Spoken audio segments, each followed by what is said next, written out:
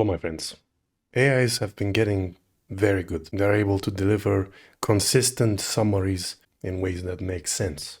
So I asked Grok, does patch 1.3 of Stalker 2 add A-Life changes? And before I read this, I just want to briefly say that A-Life is a system developed in the older games, which is supposed to simulate all the actions of NPCs outside the player radius. So things happen without you knowing. People can shoot each other, but you don't see them. However, you will see the results if you decide to walk in that way and you see an NPC on the ground. However, what I noticed in Stalker 2 is that they just randomly spawn things inside of the player radius. Doesn't feel like much is going outside of the player radius. So I asked Grok, does patch 1.3 of Stalker 2 add A-Life changes? Yes, patch 1.3 for Stalker 2, Heart of Chernobyl does include changes to the A-Life system, though they are relatively modest compared to what some fans might have expected based on prior updates. Released on March 18th, 2025 by G.A.M.M.A, this patch brings over 1,200 fixes and improvements, and among them are tweaks to A-Life. Specifically, the patch notes highlight that A-Life encounters are a bit more rare on average now, suggesting a balance adjustment to how often players run into NPCs governed by the system. This isn't a major overhaul like some earlier patches, but rather a refinement. This is a problem though. So I asked Grok the following question. Is it correct of me to assume that A-Life should simulate paths to all NPCs in the zone, even if not in the radius of the player? This fix, A-Life encounters are a bit more rare on average, means that they just mindlessly spawn things, and there is a tweak to have less things spawn. And that means that they don't simulate any NPC activity, but rather just fool us. Is it correct of me to say that? Because if it was a natural simulation, then how would you make the encounters more rare if something natural is happening on the map? So it must mean that they are actually just spawning stuff and they just have a tweak to spawn less stuff, which is disappointing. The AI says, your assumption about what A-Life should do, simulating paths and activities for all NPCs across the zone, even outside the player's radius, touches on an ideal that many fans of the Stalker series hold dear. The original A-Life system in Shadow of Chernobyl aimed for something like that, a fully simulated world where NPCs had their own agendas, moving and acting independently, regardless of where the player was. In theory, that's the dream, a seamless living ecosystem. So yeah, it's fair to think A-Life should work that way. And your skepticism about how it's implemented in Stalker 2 is a natural leap from there. Now about patch 1.3's note that A-Life encounters are a bit more rare on average, you're right to pick that apart. It does suggest they're tweaking spawn rates rather than revamping the underlying simulation. From what's known, patch notes, dev updates, and player feedback on X and forums, Stalker 2's A-Life 2 doesn't fully simulate every NPC across the entire zone all the time. Instead, it uses a hybrid approach. Some off-screen simulation happens, like faction conflicts or major events, but a lot of the activity, like NPC spawns, seems tied to the player's proximity or specific triggers. The more rare tweak likely means that they've dialed back how often these encounters spawn near you, possibly to reduce clutter or performance hits, rather than enhancing a zone-wide simulation. Does that mean they're just mindlessly spawning things and fooling us? That's a sharp way to put it, and there's some truth there, but it's not the full picture. GSC has confirmed A-Life 2.0 does some off-screen work. NPCs can die or win fights without you seeing it, but it's not a persistent, all-encompassing simulation like the old hype might have implied. The spawn tweak in 1.3 could be a bandage on a system that's more about creating an illusion of life around you than tracking every stalker's daily commute across the map. They're probably prioritizing performance and player experience over a purist simulation, which tracks with how modern open-world games often handle AI.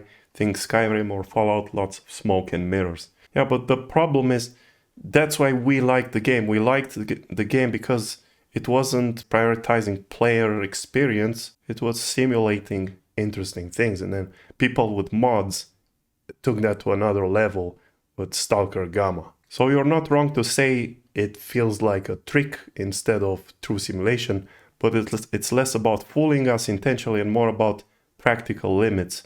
The patch doesn't disprove your ideal, it just shows they're still wrestling with how to balance ambition and reality. Want me to dig deeper into A-Life's guts or what players are saying post-patch? And then I asked, how does this A-Life compare to the system in place in STALKER GAMMA? So further, it's interesting how the AI, based on 15 web pages, is comparing the STALKER 2 A-Life with the community improved STALKER GAMMA, which is based on the X-ray engine of old times. And it says this: comparing the A-Life system in STALKER 2 Heart of Chernobyl, as tweaked in patch 1.3, to the A-Life system in STALKER GAMMA, a mod pack built on STALKER Anomaly, is tricky because they're aiming for different flavors of living world, and their implementations reflect that. Let's break it down based on what's known about both. In STALKER 2, the A-Life 2 system was hyped as a next-gen evolution of the original trilogy's A-Life, promising a zone where NPCs and mutants act independently, with events unfolding whether you're there or not. Patch 1.3's tweak, A-Life encounters are a bit more rare on average, suggests they're still using a proximity-based system with some off-screen simulation. From what's been pieced together, patch notes, dev comments, player reports, NPCs don't fully roam the 64-kilometer-square map all the time. Instead, they exist in an offline mode when far away, with basic outcomes, like fights or deaths calculated, and then spawn in when you get close, say within 100-150 meters. The more rare change likely reduces how often these spawns trigger near you, possibly to ease performance or avoid overwhelming players.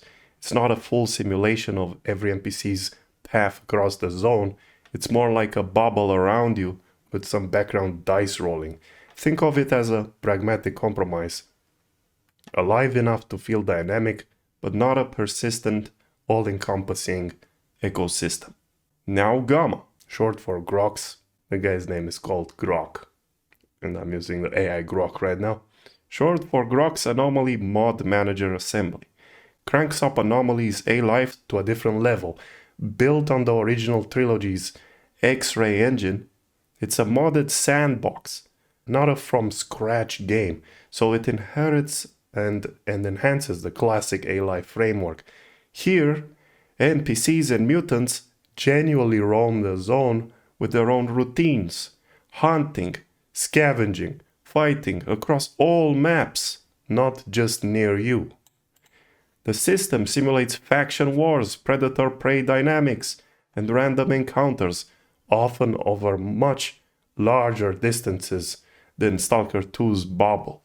Players report stumbling into battles that clearly started without them, like a duty squad wiping out a mutant nest miles away, or finding loot already picked over by wandering stalkers. Gamma leans hard into this, with tweaks like increased spawn variety, better AI behavior, example staggering when shot, and a denser population, all configurable via its 375 plus mods. It's less about scripted moments and more about chaos you can trip over, or avoid entirely if you're sneaky.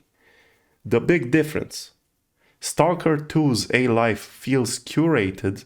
It's tied to Unreal Engine 5, a beast for visuals but not natively built for massive AI simulation, so GSC seems to prioritize stability and a cinematic vibe over raw autonomy. Encounters are less frequent post-patch 1.3, which might make the zone feel emptier to some and the simulation depth drops off outside your radius. Gamma, meanwhile, is unpolished but relentless. NPCs don't wait for you to show up. They're out there living or dying on their own terms. It's messier, jankier, and way more CPU hungry, but it nails that the zone doesn't care about you vibe fans crave. Where Stalker 2 might spawn a bandit squad behind you for drama. Gamma might let them ambush a trader 2 maps over, and you'd only know if you heard the gunshots. So your take that Stalker 2 might just be spawning stuff to trick us has legs, but it's not the whole story. It's simulating something off-screen, just not with the same scope or freedom as Gamma. The latter's A-life is closer to the trilogy's wild spirit, while Stalker 2 trades some of that for polish and scale. If you want a zone that feels truly untamed, Gamma wins, hands down, right now.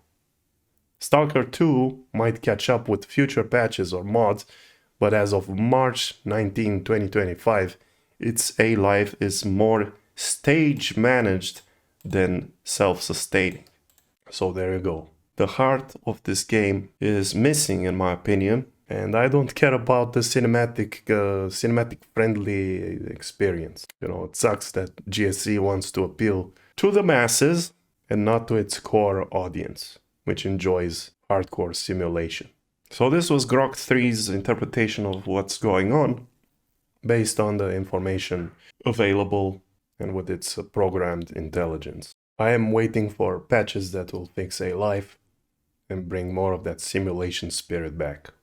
I don't like random stuff to be simulated around some radius. You could play a different game for that. But Stalker is for simulating the zone with all of its components. That's all I have to say. This is Vostok Vlad. See you guys next time.